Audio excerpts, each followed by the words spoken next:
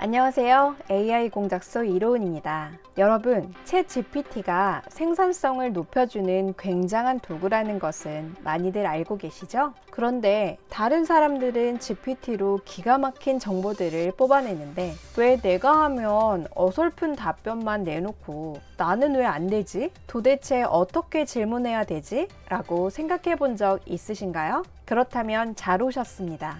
AI 전문가 또는 개발자만 챗 GPT를 잘 쓸 수 있는 걸까요? 아닙니다. 사람마다 챗 GPT를 이용하는 결과가 달라지는 이유는 입력하는 명령어, 즉 프롬프트의 차이가 나기 때문인데요. 쉽게 말하자면 좋은 답변을 얻기 위해서는 좋은 질문을 해야 한다는 말입니다. 이것을 프롬프트 엔지니어링이라고도 하죠. 기본적으로 챗 GPT에게 좋은 질문을 하는 방법이 여러 가지가 있습니다. 내가 질문할 분야에 대한 지식이 풍부하다면 좋은 질문을 하는 방법을 활용하여 질문을 다듬을 수 있겠지만, 만약 내가 질문 분야에 대한 지식이 전혀 없다면 질문을 구성하는 것조차 막막할 때가 있어요. 이럴 때 사용하기 좋은 치트키가 있습니다. 그건 바로 프롬프트를 질문하기입니다. 내가 질문하고자 하는 분야에 대해 적절한 질문이 무엇인지 물어보는 것을 뜻합니다. 가령 내가 한 달간 4kg의 체중 감량을 하고 싶다고 하면 챗 GPT에게 이렇게 물어보는 겁니다.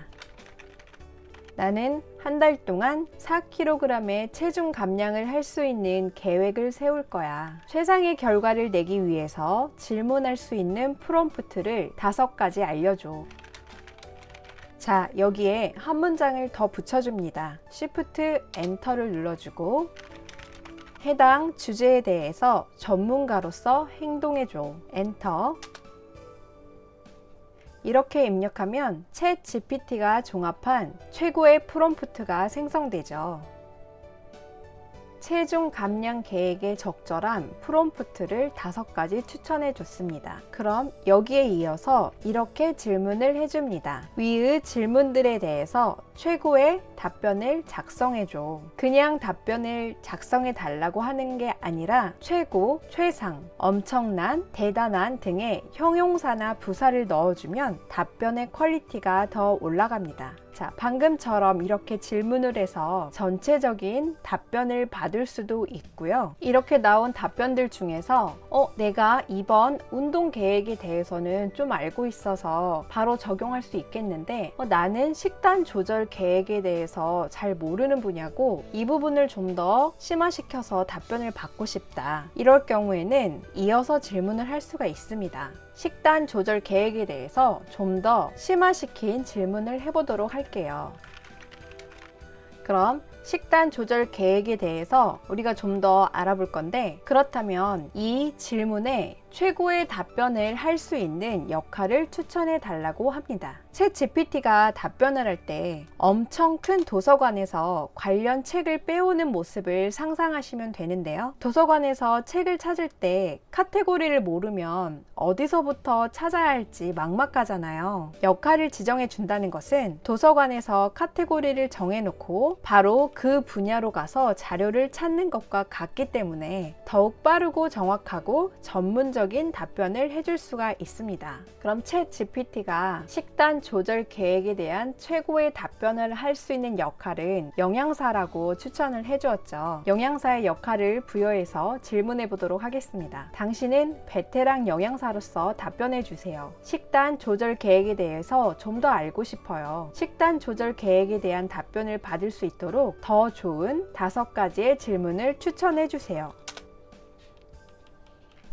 그럼 챗 GPT가 베테랑 영양사의 관점에서 식단 조절 계획에 대해서 더 깊이 알아볼 수 있도록 적절한 질문을 또 추천해 줍니다. 한번 읽어볼까요? 하루에 필요한 칼로리 섭취량은 어떻게 계산하나요? 2번, 다양한 식품 그룹의 이상적인 비율은 체중 감량을 위해 어떻게 구성되어야 하나요? 체중 감량 목표를 달성한 후에는 어떻게 식단을 조정해야 하나요? 등등 체중 감량과 관련된 매우 세부적이고 전문적인 질문들로 추천해 준 것을 확인할 수 있습니다. 저는 이 질문들 중에서 4번 체중 감량을 위한 식단 조절 중에 흔히 발생하는 장애물이 궁금해요. 왜냐하면 다이어트를 해보신 분들은 아시겠지만 계획은 거창하게 세울 수 있는데 실행을 하다 보면 이 다이어트를 꾸준히 이어갈 수 없는 이유들이 너무 많거든요. 그래서 이 장애물들을 극복하기 위한 전략이 너무 궁금합니다. 그래서 4번을 질문해 볼 건데요. 자, 질문을 하기 전에 이때 챗 GPT의 성능을 한층 더 높이는 프롬프트 워딩의 비법이 있습니다. 그건 바로 감정 프롬프트라고 하는 건데요. 사람처럼 절실한 감정을 담아 질문을 작성하면 오리지널 프롬프트에 비해 약 8% 정도의 성능이 추가적으로 향상된다는 MS 공동 연구진의 연구 결과가 있습니다.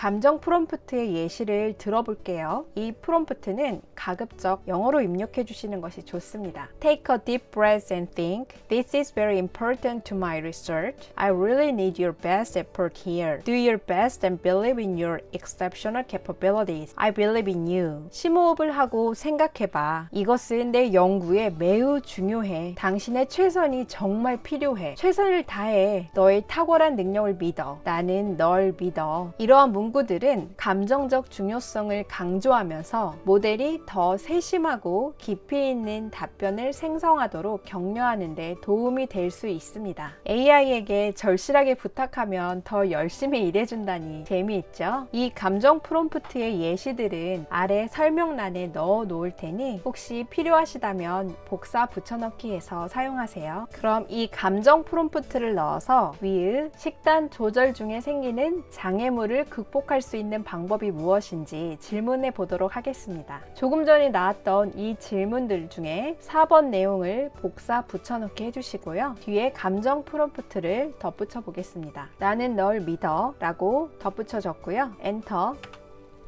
네, 그럼 흔히 발생하는 장애물과 이 장애물을 극복할 수 있는 전략들에 대해서 알려줬는데요. 제가 쭉 읽어보니까 꽤 공감이 가는 내용들이고 실생활에서 충분히 적용이 가능한 내용들인 것 같아요. 어떠셨나요? 지금까지 챗 GPT에게 뭐라고 질문할지 막막할 때 써먹을 수 있는 프롬프트를 질문하는 유용한 치트키에 대해서 알아보았는데요. 오늘 여러분과 공유한 이 방법들은 단순한 팁이 아니라 실제로 여러분의 생산성을 극대화하고 어떤 정보를 찾거나 문제를 해결하는 과정에서 챗 GPT의 능력을 제대로 활용할 수 있는 기술입니다. 어떤 분야이든지 사용할 수 있는 무적의 프롬프트. 프롬프트를 질문하기 방법을 사용한다면 여러분도 전문가처럼 챗 GPT를 이용해 원하는 정보를 얻고 복잡한 문제들을 해결할 수 있을 것입니다. 이로운과 함께한 오늘의 여정이 여러분에게 유용했다면 구독, 좋아요, 알림 설정 꼭 해주시고요. 여러분의 소중한 지지는 제가 더 좋은 내용으로 컨텐츠를 만들 수 있는 힘이 됩니다. 여러분의 도전과 성장을 응원하며